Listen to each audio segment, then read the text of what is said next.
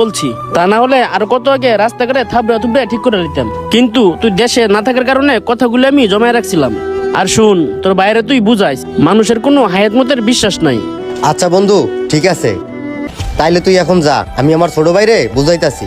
আচ্ছা ঠিক আছে, ভালো থাকিস আর বিষয়টা মাথায় রাখিস। ঠিক আছে বন্ধু। এই সোহেল। খবরদার সোহেলের গায়ে হাত দিস না। আচ্ছা বন্ধু, ঠিক আছে। সোহেল, সোহেল।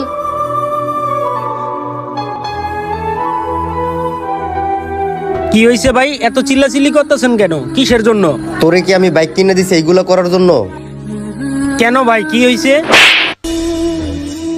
এই, তোরে কিছু বলি না দেখে তুই অমানুষ হয়ে গেছস। ভাই, তুমি আমার গায়ে হাত দিলা? হ্যাঁ দিছি।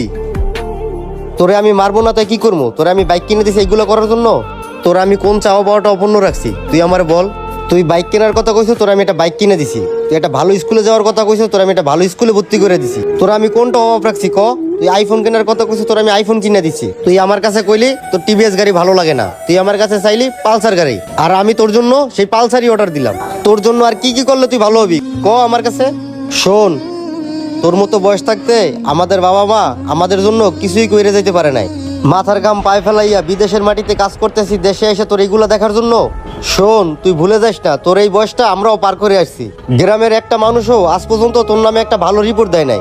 গ্রামের সবাই তোর নামে বদনাম করে। তোরে নিয়ে কত আশা ভরসা ছিল তুই জানিস? তোরে নিয়ে আমার কত আশা ভরসা ছিল, আমার ভাইটা মানুষের মতো মানুষ হইব। গ্রামের সকলে আমারে কইব মুন্নার ছোট ভাই সোহেল একটা মাটির মানুষ। সবাই আমারে কইব মুন্নার ছোট ভাই সোহেল লেখাপড়া কইরা মানুষের মতো মানুষ হইছে।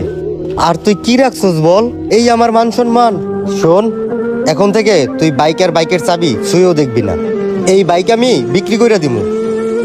ভাই, তুমি আমার যেমনে কইবা আমি তেমনেই চলমু।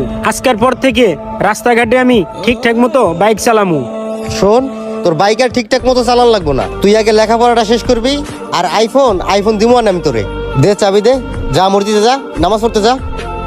বেয়াদব, তোরে বাইক কিনে দিছি রাস্তাঘাটে ফাজলামি করা লাগে না? এই, তোরে যে ফালকো এটা বলা পানে তোর কাছে কেমন লাগে? ফালতু কোথাকার। আপনার ছোট ভাই আপনার সন্তান, তাই ফেলে দেওয়ার কোনো জিনিস না। তাই বলে তাদের সব আবদার মানতে হবে এমন কোনো কথা না। একটা আইফোন একটা বাইক ছোট ভাইয়ের ছিল আবদার, বড় ভাই তিল তিল করে স্বপ্নগুলো পূরণ করে দিল। অনেক জায়গায় দেখেছি আদরের ছোট ভাইটা সবাইকে ছেড়ে পাড়ি দিয়েছে পরপার। তাই আপনার আমাদের সবার উচিত অন্তত তার কলেজ লাইফ না শেষ হওয়া পর্যন্ত ফোন হাতে তুলে দেওয়া, আর অন্তত পক্ষ গ্রাজুয়েশন না কমপ্লিট করা পর্যন্ত তার হাতে বাইক তুলে না দেওয়া। তাহলে হয়তো তাদের ভবিষ্যৎ সুন্দর হবে আমাদের আদরের ছোট ভাই বা সন্তানের। সম্পূর্ণ ভিডিওটি দেখার জন্য সবাইকে অসংখ্য ধন্যবাদ।